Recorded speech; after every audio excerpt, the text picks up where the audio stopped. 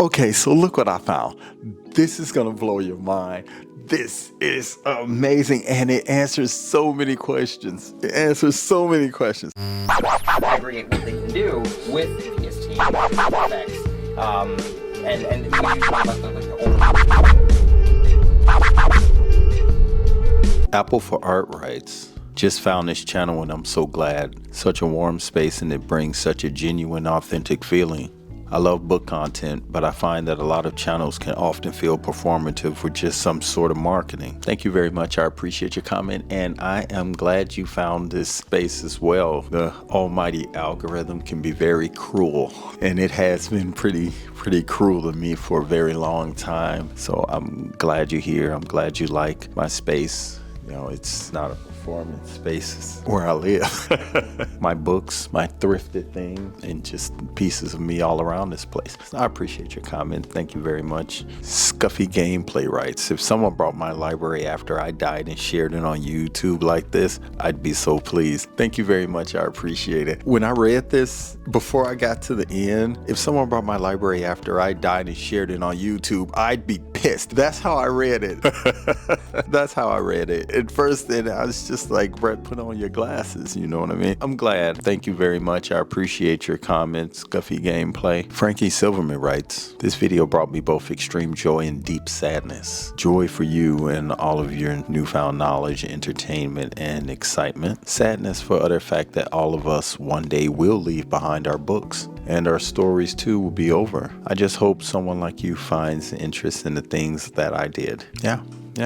I get it. Well, thank you very much. I appreciate it. And I do agree. There is sadness in death. We can't enjoy all of this beauty without a cost. Unfortunately, death is the cost, and aging as well. It's kind of a catch-22. I guess when it all comes down to it, do you really want to live forever? If aging wasn't a thing, I would probably answer that question differently, but do you want to live forever? Everyone must deal with that inevitability, and I think that's the beauty in living a great life. One thing I do want to say is that his story is still going on. His name is still Mr. Tulersky.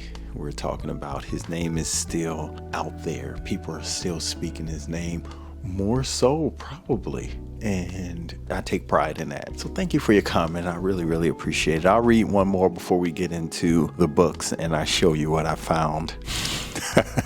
Lucky Exchange writes, glad to see I am not the only one who will sniff a book to get a sense of its history. Absolutely.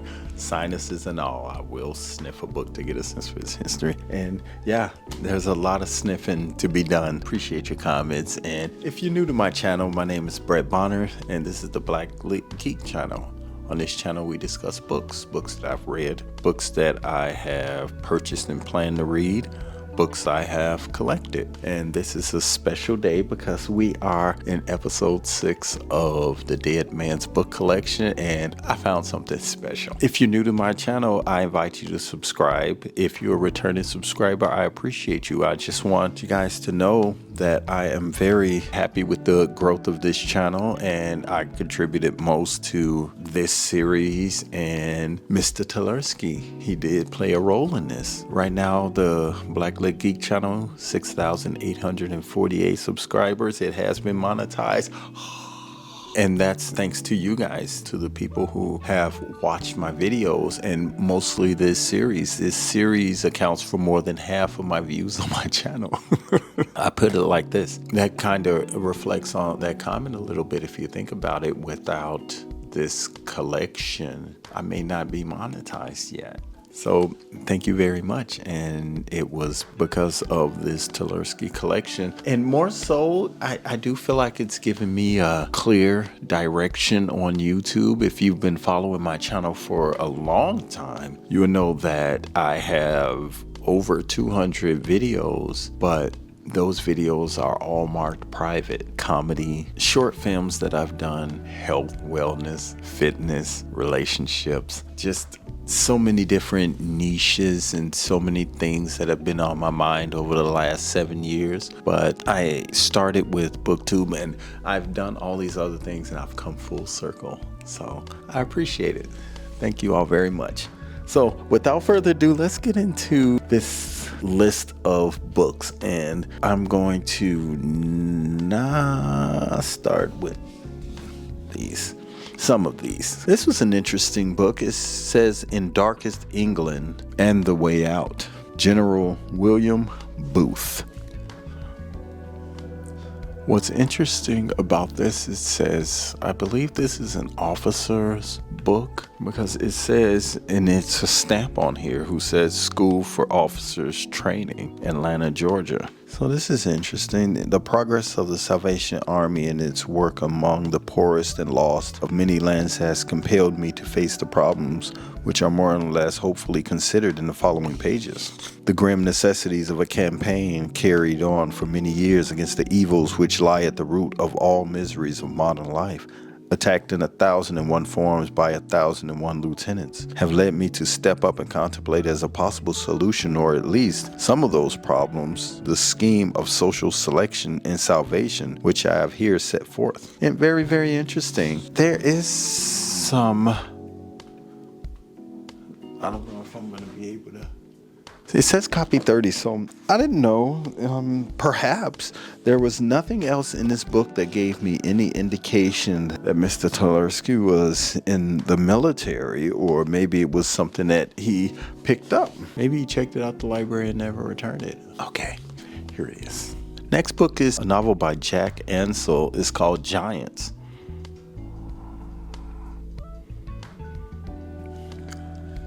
Yeah.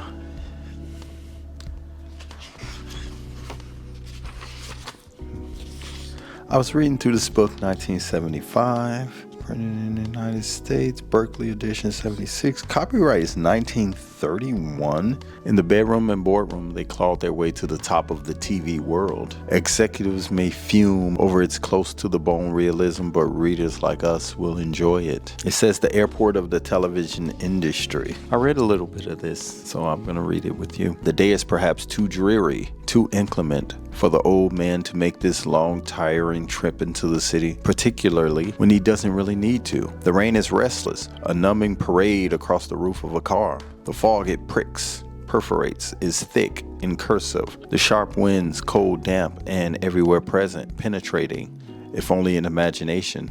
Even the well-heated, specially reinforced interior of the new Cadillac. So I was looking over this book, and at first I ran across this. See if I can find it. I try to keep things in its place as it was. So I ran across this, and it was just like a blank piece of paper, right? Page 51, maybe that's where he stopped in the book. And I also see these little folds in the pages which indicate, you know how people fold their book when they don't have a bookmark? Then I ran across this. Come on. There we are. I ran across this, and it's an old photo of a man and a woman sitting on a couch. I look at the old furniture and the sofa. Actually, the pattern looks very similar to this old $25 chair that I'm sitting on. This very wide chair. Look how wide the arms are. It's a very wide old chair that I picked up at the thrift store. So I was wondering if this was maybe a young picture of his parents, or maybe this was Mr. Tularsky, but the young picture. See, the problem I was having is that these people both have dark hair, and the picture of the boy from the last episode had blonde hair.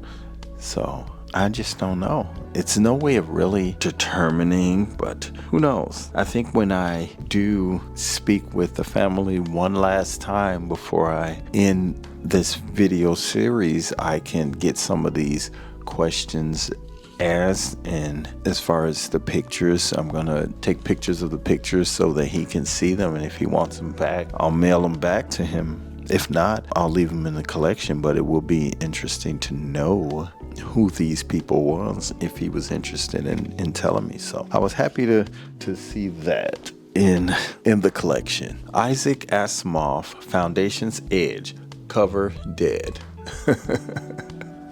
Let's see. Wait. Okay. So it's a cover, but the front of it looks like there's another cover stuck onto it, and I don't want to destroy it. And the cover says 75 cents. And I mean, it's already for the most part torn up. And I didn't know. Maybe if I don't know, witness to a murder. I can't tell what this cover is, and I didn't want to tear it up. So if anybody knows a way that I could separate these, that I could separate this without destroying it, please let me know. But this is a science fiction novel called Foundation's Edge. A subscriber had asked about Isaac Asimov. So yeah, I do have a couple of books. Foundation's Edge, a Del Rey book published by Valentine 1982. This is interesting. I can't read the inside or back of this particular book, so I'll just read a line or two from the prologue. The first galactic empire was falling. It had been decaying and breaking down for centuries, and now only one man fully realized that fact. He was Harry Sheldon, the last great scientist of the first empire, and it was he who perfected psychohistory, the science of human behavior reduced to mathematical equations. Book needs some help. If anyone knows how to separate pages like that, please let me know. This one says The Greening of America by Charles Reich. Okay. There's a picture of him. Professor of Yale University. Written by Professor of Law at Yale University, The Greening of America is a serious attempt to analyze sympathetically the youth culture that is turning this country around. The author says that America's institutions are not working. America is dealing death, not only to people in other lands, but also to its people. Professor Reich offers an interpretation of how America went wrong and the rebirth of human values that is emerging in a new generation. The analysis cuts across history, law, economics, sociology, psychology, and philosophy. It asserts that the many ills of our society, from war to poverty to depersonalization, can all be understood as symptoms of the usurpation of all values by the modern corporate state, a usurpation that is just now beginning to be reversed. Greening of America. Craftsman braiding projects. Boy Scouts of America. I wonder if anyone knows why I'm laughing right now. This was printed in 1966. It looks like an instruction manual on tying knots, which is very, very interesting to me, considering in his collection, the story of O is in his collection. So there are instances of bondage in story of O, so it's interesting to see this. Braids. Okay. Mr. Tillersky. All right. Isaac Asimov, Science Fiction Magazine. Okay, so mid-December 1982, $1.75. Asimov's Science Fiction. This was a mid-December printing. Next issue on sale. This is volume 6, number 13, December 21st, 1982. So yeah, he has a full-fledged magazine. So yeah, this is something that I've never seen, and he profiles other writers, I'm sure. But this is something I've never seen. Science fiction magazine this old and named after an author. So yeah, I'll give you one more look.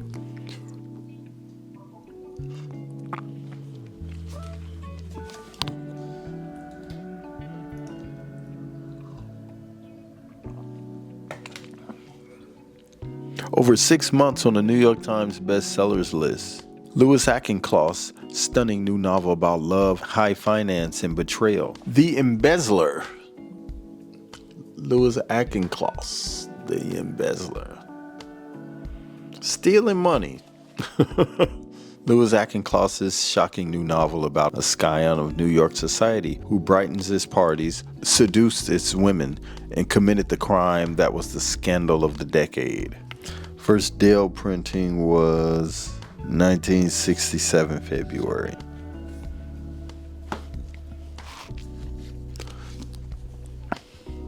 This book is called The God Delusion.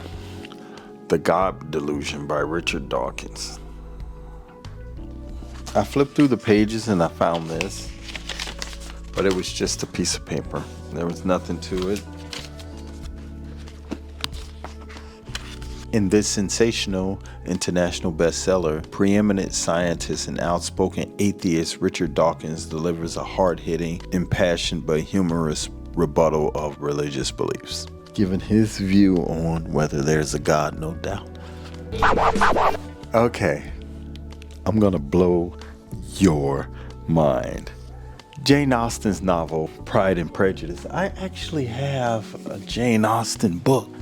Okay, this is Jane Austen's Pride and Prejudice and Zombies, which is just a novel that I had out because I do plan to read it. Okay, so look what I found. This is gonna blow your mind. This is amazing, and it answers so many questions. Okay, I'm thumbing through this. Okay, this is Contemporary Drama 15 Plays. Oscar Wilde's in there. And this is interesting. Yeah. Interesting, right? Oscar Wilde, Bernard. I wonder if that's George Bernard Shaw. Probably not for this era, but Oscar Wilde, The Importance of Being Earnest is in here. I think we looked at this, right? This may have been, it says Paul. This was the one that says Paul, right? Paul Tversky, right? For some unknown reason, this ended up back in my pile of books, even though we've talked about it. And had it not ended up there, I might have missed this. Pride and Prejudice. What this is it says adapted from Jane Austen's novel by Pauline Phelps. Bishop Hartley High School, November 4th and 6th of 1966. And it is signed by a bunch of people, right? Look at that. It has a bunch of signatures on here.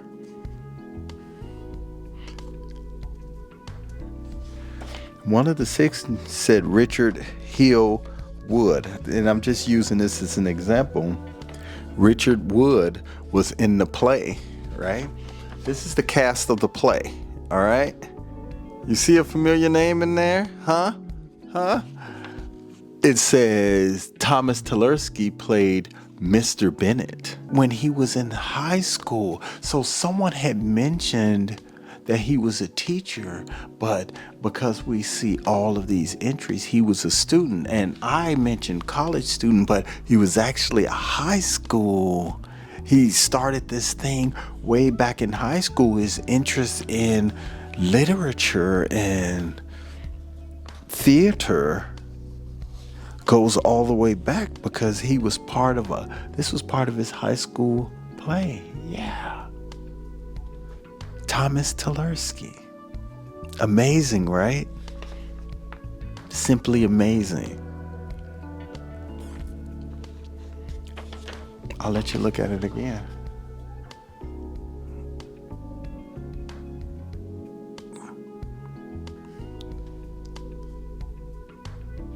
Pride and Prejudice. After the performance for Keepsake, this is a huge piece to this. This is a huge, cherished piece to this. Makes me so happy to have found this, to have had a second opportunity to revisit this. When I first started this book collection, I had no idea it would grow like this, and I had no idea we would be able to nail down so many things. Okay, so Mr. Tversky was quite a young man. He was acting. I don't know when he would have graduated, if he was a freshman, sophomore, junior, senior, but it really doesn't matter, right?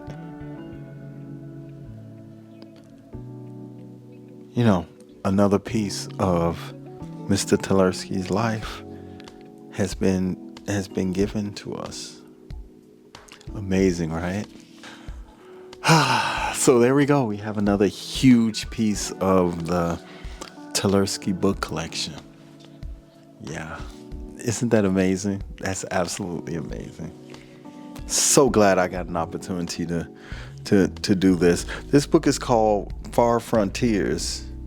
It's a paperback magazine of science fiction and speculative fact, Volume 5, Spring 1986. Jerry Pournelle and Jim Bain. Thumb through. Smelled. Oh my gosh. Trailways Credit Union, 1987. This is just one of those little calendars. Remember they used to do this? But this was back from 1987 at the credit union. So yeah. And that was in Dallas, Texas. So look what I also found in there. It's hard to read, but this is another receipt from B. Dalton's. May 5th, 1986 to 95. Oh, I lost the page that was in. Shucks. It's okay. It's okay. It'll be fine in there. But yeah, so this was another book. It says, here's volume 5 of the world's only paperback magazine of science fiction and fact, a premier forum for exciting new fiction and penetrating speculative fact. A new Retief Novelia by Keith Laumer, plus David Drake, John Almas, Edward A. Byers, more, and articles including an examination of the Strategic Defense Initiative by scientist author Gregory Benford, a look at skyhooks and beanstalks by Charles Sheffield, and a report on the future of private space launches by aerospace expert G. Harry Stein. That name sounds familiar. Searching for Satan. On a bright spring day in 1975, I passed a rally on the way to my office, not noticing what it was about. A protester stepped in front of me, brandishing the sign, "Nuclear bombs equal nuclear power equal nuclear medicine. What side are you on?" he asked me, as if these were all the same issue. I couldn't help but ask, "How do you feel about the nuclear family?" and walked on, shaking my head. Wow. Let's see if there's anything else in here. Summer 1986, this edition, summer 1986. Okay. This is Miss Rona. It says she made it all the way to the top. Hollywood's #1 gossip columnist tells her incredibly revealing, intimate story. Wow. She was born in New York, an overweight, not too pretty little girl, partially crippled by a mysterious muscle ailment. When one doctor predicted she'd die in a few years, a determined 9-year-old Rona screamed back at him, "No! Famous people don't die young, and I'm not going to die because someday I'm going to be famous." Wow.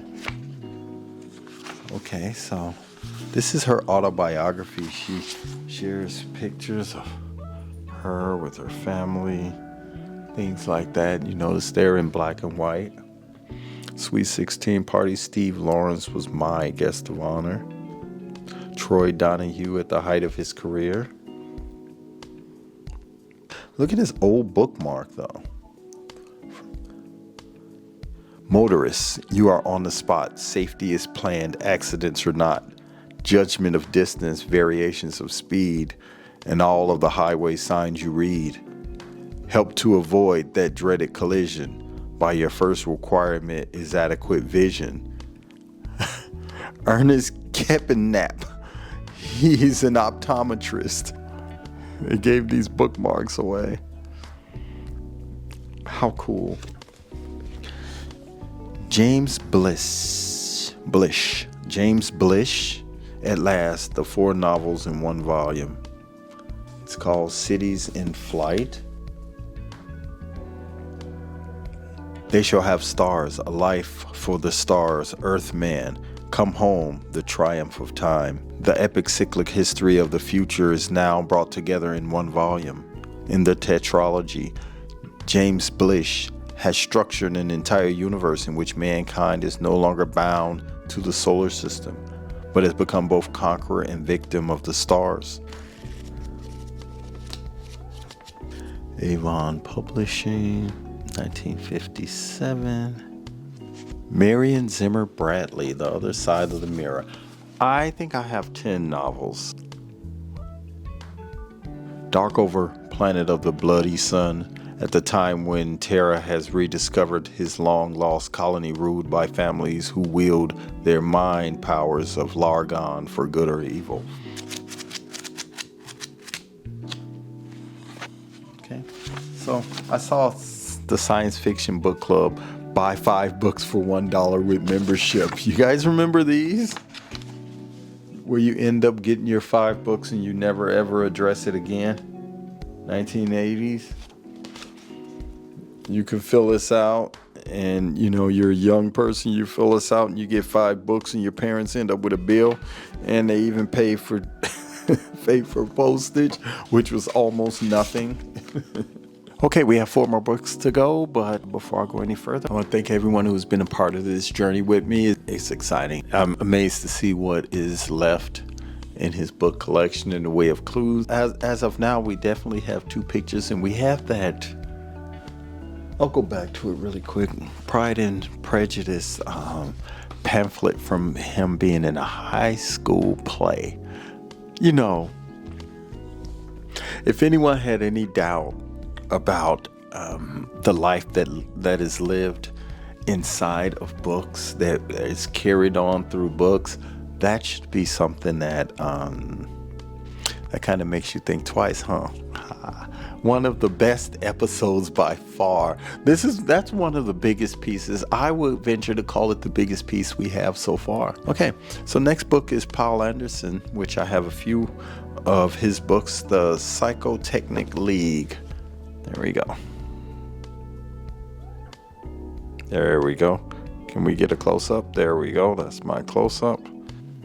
Out of the flames was born a new civilization, a new humanity dedicated to one world rather than to many nations, to one peace rather than many wars. Never again on planet Earth would one group of humans defend themselves against another group equally convinced that all of their actions were defensive. Never again on planet Earth. But cycles repeat themselves endlessly. Earth is only the beginning of the human story. Next comes planet against planet, and then the stars themselves. Though it all the impersonal forces of historical necessity will tend to force the story into the pathways of tyranny, stasis, and war. And in the end they must prevail. But ever will mankind win free once more. The Psychotechnic League.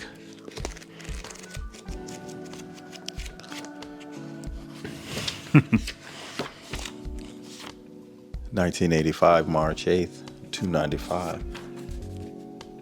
Mr. Telesky was a dedicated sci-fi junkie. Okay, so if we're talking 85 and he did the play in 1966. Okay, so even if he was a senior in 66,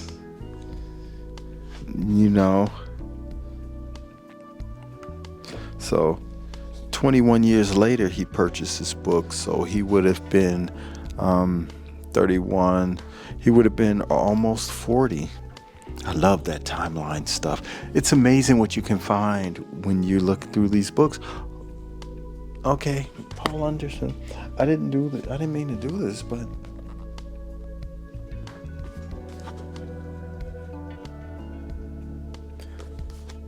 what?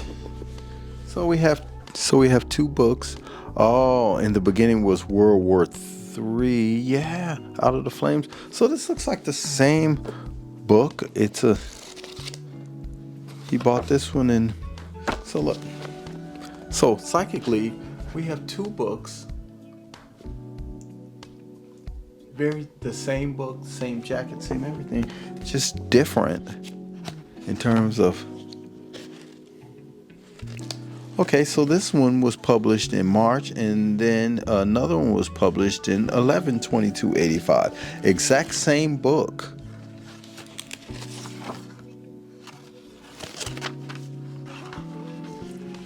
I don't want to mix these up, so I'm going to have to sit this down. Okay, so these are the exact same books. We have two different receipts for them, right? This one was published 11/22/85, and this one was published 3/8/85. When I look at they were the same price, both paid for in cash. Okay, so interesting. Okay, two more books. Another one's by Piers Anthony, Wielding a Red Sword.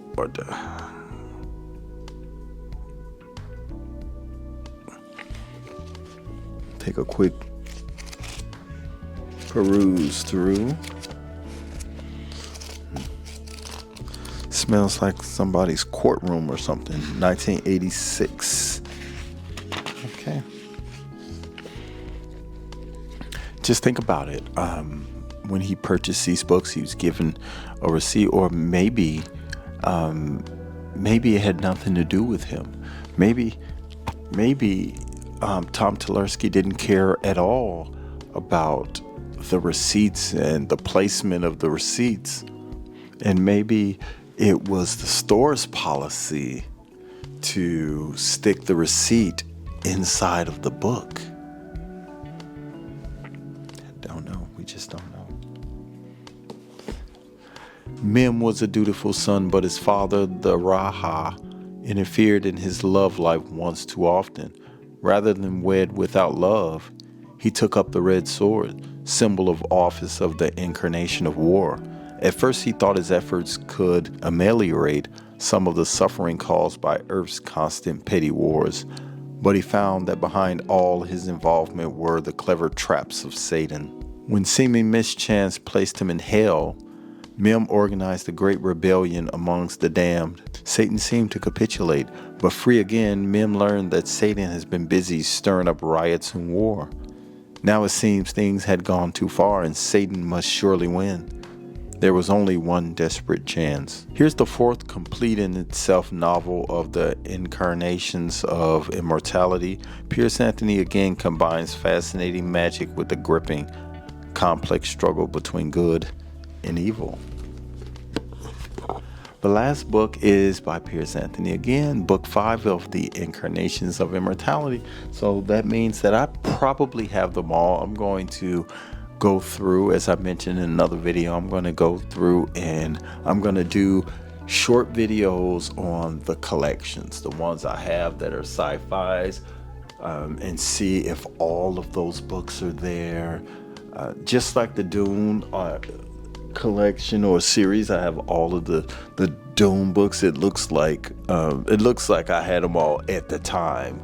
And it looks like I have them all, but you can't be sure. But I know that the last one was published after his death, and who knows how many more Dune books they found, how many manuscripts they found after the fact. But this is Being a Green Mother. Piers Anthony, Being a Green Mother.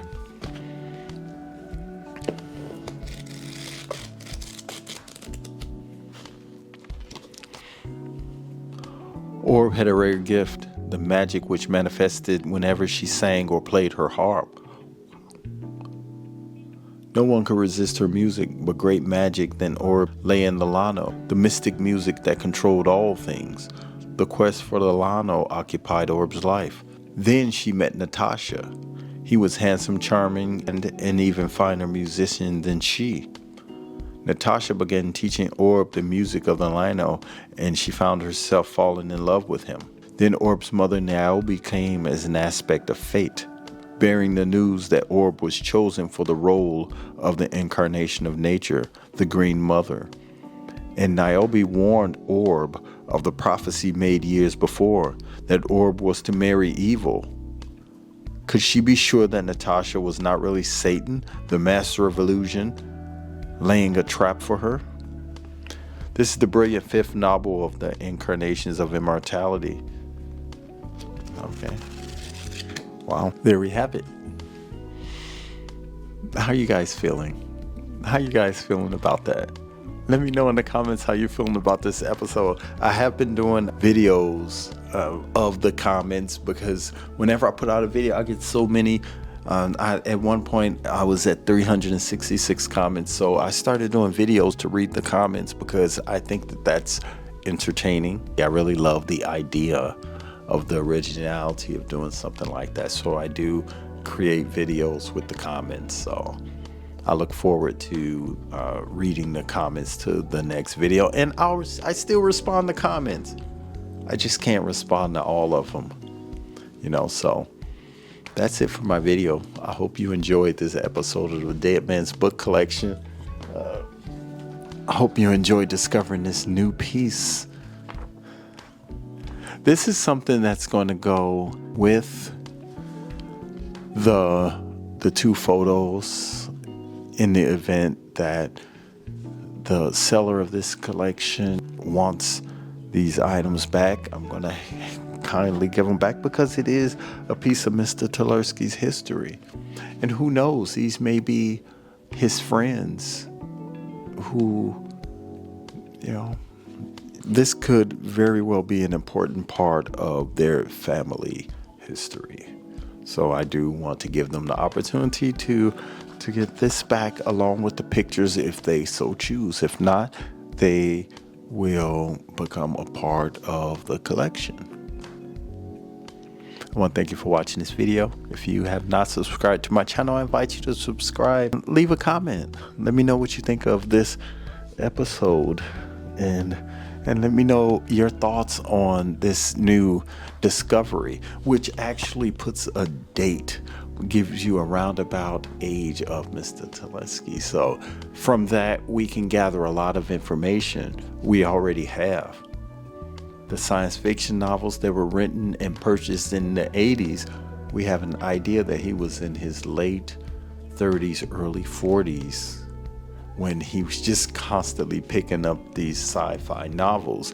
But a lot of his earlier things, a lot of his earlier books on philosophy, they had his name on them, and some of them said semester 2, you know. So now we're beginning to piece together the books that he kind of, it looks like maybe early Mr. Tversky was into. And I'm sure a lot of the later novels, I wish that what was it, Talani? I wish that had a receipt on there and his name, so we can kind of piece together when he started reading some of those other type of books. In any event, I want to thank you for watching this video. I'm Brett Bonner. I love you all. I appreciate you, and I'll see you in the next video. Take care. Create what they can do with PST effects, and we use like the